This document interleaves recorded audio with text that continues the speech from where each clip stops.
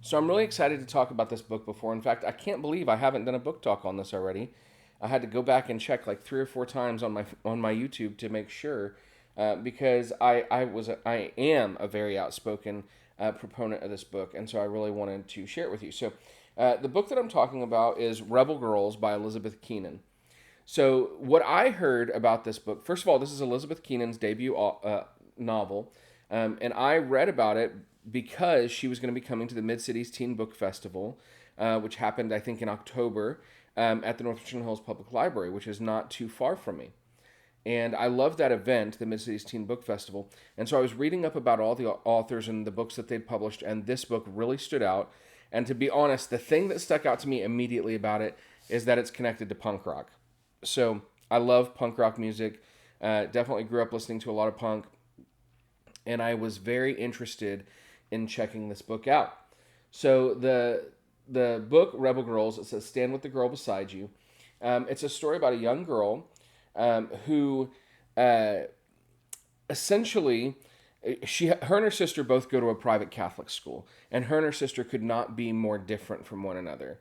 She is very much into the riot girl punk rock movement, women's rights. She's pro-choice. Her sister at this Catholic school is very popular, not into the same kind of music, and is like the captain of the pro-life club, right? And this happens. This is sort of a historical fiction novel. It happens right after a period of social unrest in, I believe, Baton Rouge, Louisiana, following some protests against abortion clinics. There were like Christian organizations that came to protest these abortion clinics specifically. And so in this story, one of a rumor starts going around about the pro-life sister that over the summer she got pregnant and she had an abortion. And even though her sister does not agree with her about the issue of pro-life or pro-choice, she thinks that they need to stand up for this nonsense. That it shouldn't be like the sister who's in the pro-life club. And I'm sorry, I'm forgetting names because it's been a little bit since I've read it. Let's see here. Athena and Helen are the two sisters. So Athena is the pro choice sister, and Helen is the pro life sister.